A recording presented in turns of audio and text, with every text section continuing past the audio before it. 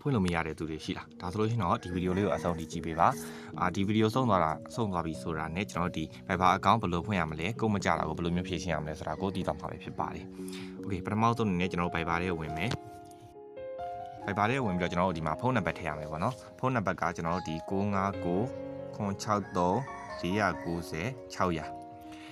တကယ်ဖုန်းနံပါတ်ကတော့ပုံမှန်ဆိုလို့ရှိရင်တော့ကျွန်တော်ဒီအပေါင်း9မပါဘူး39ပေါ့လေ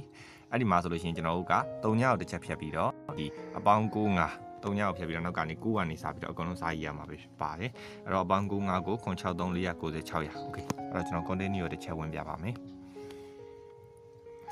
Okay အထက်ရောက်သွားပြီဆိုတော့ net ဒီလိုမျိုးလေးပြတယ်ဒါကတော့ကုတ်လေးလုံးတောင်းတာပေါ့နော်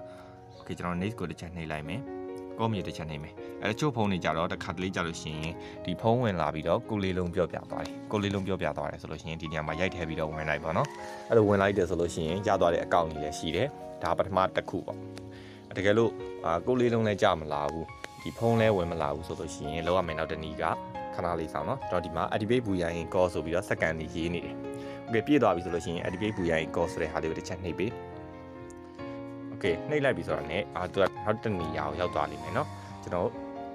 Okay ဒီနေရာမှာ get code ဆိုတဲ့နေရာကိုရောက်သွားလိမ့်မယ်အဲ့နေရာရောက်သွားတယ်ဆိုလို့ရှိရင်ကျွန်တော် back ကိုတစ်ချက်ဆုပ်ပေးဆုပ်ပြီးသွားပြီဆိုလို့ရှိရင် Okay ဒီလိုမျိုးကိုချောင်းလုံးပေါ်တဲ့နေရာလေး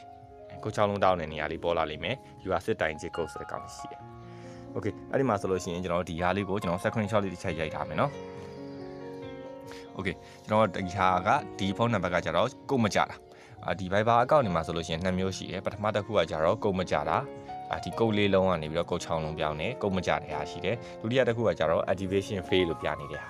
Okay ကျွန်တော်တို့အခုအရင်ဆုံးတော့ဒီကုတ်ချောင်းလုံးမကြတဲ့ဟာကိုအရင်ဆုံးဖြည့်ရှင်းပြမယ်လောက်ရမယ့်ဟာကကြတော့ကျွန်တော်ဒီ support ကို Viber support ကိုဆက်သွယ်ရမှာ Okay Chrome browser တွေကိုသွားပြီเนาะ Chrome browser မှာမဟုတ်ဘူးတခြားဘယ် browser ကိုပဲဖြစ်ဖြစ်သွားလို့လည်းရတယ်ကျွန်တော်လောက်ရမှာကကျွန်တော်ဒီ Chrome browser ထဲကိုဝင်ပြီးသွားပြီဆိုလို့ရှိရင်ကျွန်တော်ဒီမှာ Viber support လို့ရိုက်ရှာမှာ VIB ရ Viber space တစ်ချက်ချပြီးတော့ support ဆိုပြီးရိုက်ရှာပြီး Okay ပြီးရင်ထည့်ဝင်ပြီ Okay ဒီနေရာမှာပေါ်လာတာဆိုလို့ရှိရင်ကျွန်တော်ဒီမှာ Viber ဆိုပြီးတော့ပေါ်လာရင်เนาะအပေါ်ဆုံးက http:// ဒီ help.viber.com ဒီအပေါ်ဆုံးက Viber ဆိုတဲ့ဟာလေးအပြအောင်စာလေးကိုတစ်ချက်နှိပ်ပြီ Okay ဒီလိုပေါ်လာပြီဆိုလို့ရှိရင်ကျွန်တော်အပေါ်လေးကိုဆွဲတင်ပြီးတော့ဒီမှာ contact us ဆိုတာလေးရှိတယ် contact us လေးကိုတစ်ချက်နှိပ်ခဏလောက်ဆောင်ပြီเนาะသူကဒီမှာ I am not a robot ဆိုတဲ့အကွက်ကလေးရှိတယ်4000ကွက်ကလေးအဲ့ဒါလေးကိုတစ်ချက်နှိပ်ပြီ Okay ကျွန်တော်တို့ကို robot ဟုတ်မဟုတ်စစ်လိမ့်မယ် Okay ဒီမှာဆိုလို့ရှိရင်ကျွန်တော် email ထည့်မယ်ခုနကကျွန်တော်ရဲ့ email လေးထည့်လိုက်မယ် Okay ဒါတော့ကိုဖွင့်ချင်တဲ့နာမည်ပေါ့နော်ကိုဘယ်နာမည်နဲ့ဖွင့်ချင်လဲဒါပေမဲ့ကျွန်တော်အဆင်ပြေမဲ့နာမည်လေးပေးလိုက်မယ်ကိုလိုပေးလိုက်မယ်အဲ့တော့မိတ်ဆွေကတော့ကိုအဆင်ပြေမဲ့နာမည်ကိုထည့်ပါနော်ကိုနာမည်ကိုထည့်ပေါ့ကိုကောင်းဖွင့်မဲ့နာမည်လေးထည့်ပါနော် Okay နောက်တစ်ခုက category မှာဆိုလို့ရှိရင်ကျွန်တော် technical issue ဆိုတဲ့ဟာလေးကိုရွေးပေး topic မှာကြတော့ asset and registration for mobile ဆိုတာလေးတစ်ချက်ရွေးပေးမယ်ပြီးလို့ရှိရင် country မှာဆိုလို့ရှိရင်အပေါ်လေးတစ်ချက်ဆွဲတင် country မှာဆိုလို့ရှိရင်ကျွန်တော်မြန်မာရွေးပြရမယ်ရောမြန်မာဖုန်းနံပါတ်နဲ့ဖွင့်ပါဆိုတော့ Okay မြန်မာပါမှာဟုတ်ပြီကျွန်တော်ခုနအတိုင်းလေးပဲ959 963 490 600 Okay ကျွန်တော်3ညထည့်စရာမလိုဘူးเนาะ Okay ဟုတ်ပြီကျွန်တော်တို့ကအဓိကကခုနကကုတ်မကြတဲ့ပုံစံလေးဖြစ်နေတာဖြစ်တဲ့အတွက်ကြောင့်အကုတ်မကြဘူးဆိုတဲ့အကြောင်းကိုရေးရမယ်ပေါ့နော် not rusty code ဆိုလို့ပြီးတော့ရေးလို့ရတယ်ဒါကိုအဆင်ပြေသလိုရေးလို့ရတယ်ဒီ ChatGPT တို့ Gemini တို့သွားမေးပြီးတော့သူစာထုတ်ခိုင်းလည်းရတယ်เนาะကျွန်တော်ဒီတိုင်းနေပဲပြလိုက်မယ် not receive code ဒီ not receive code လို့ရေးလိုက်မယ် not receive code to create new account Okay ICIMVD Okay Okay ဒါကကြတော့ကျွန်တော်ဒီစက်ချက်နေရာမှာထည့်တာကုန်မရဘူးပေါ့ account တွေဖွင့်ဖို့ကုန်မရဘူး Okay ဒီ mobile service provider နေရာမှာကြတော့လေကျွန်တော်ဒီအစမှာထည့်ခဲ့တဲ့နာမည်လေးရှိတယ်လေ name လေးအဲ့ name လေးကိုပဲပြန်ထည့်ပေးကို Okay ဟုတ်ပြီဒီမှာဆိုလို့ရှိရင် description နေရာမှာကြတော့ကျွန်တော်ထည့်ရမယ့်စာလေးရှိတယ်အဲ့ဒီစာလေးကိုကျွန်တော်ဒီ comment box မှာပဲဖြစ်ဖြစ်ချပေးထားမယ်နော် Okay မယ့်စာလေးကို paste ချလိုက်မယ်နော်ဒီမှာဆိုလို့ရှိရင်ကျွန်တော်ဒီ hello sir ကျွန်တော်ဟိုဒီ Viber account ဖွင့်တာဒီဖုန်းနံပါတ်နဲ့ Viber account ဖွင့်တာကိုမကြလို့ကျွန်တော်တို့ရဲ့ case လေးကိုတစ်ချက်စစ်ပေးပါအောင်ဆိုပြီးတော့ကျွန်တော်က Viber team ကိုစာပို့တာဒီနေရာမှာဆိုလို့ရှိရင်အပေါင်း95ဆိုတဲ့နေရာလေးရှိတယ် အဲ့နေရာလေးမှာကျွန်တော်ရဲ့ဖုန်းနံပါတ်ကလေးထည့်ရမယ်ဒီ9063 496ဆိုတဲ့ဖုန်းနံပါတ်ကလေးကိုယူပြီးသွားပြီဆိုလို့ရှိရင်အပေါ်ဆွဲတင်အဲ့ဒီအပေါင်း95ဆိုတဲ့နေရာလေးမှာကျွန်တော်တို့ကနောက်ကလေးမှာထပ်ထည့်ရမှာပေါ့နော်အဲ့ဒီအပေါင်း95ကို9634 90 600 okay ဒါကကျွန်တော်ဒီဖုန်းနံပါတ်နဲ့ဖွင့်မယ်ဆိုတဲ့အတွက်ကြောင့်ဒီဖုန်းနံပါတ်နဲ့ထည့်တာနော်ကိုကတခြားဖုန်းနံပါတ်နဲ့ဖွင့်တယ်ဆိုလို့ရှိရင်တခြားဖုန်းနံပါတ်ဒီညမှာထည့်ရမယ်okay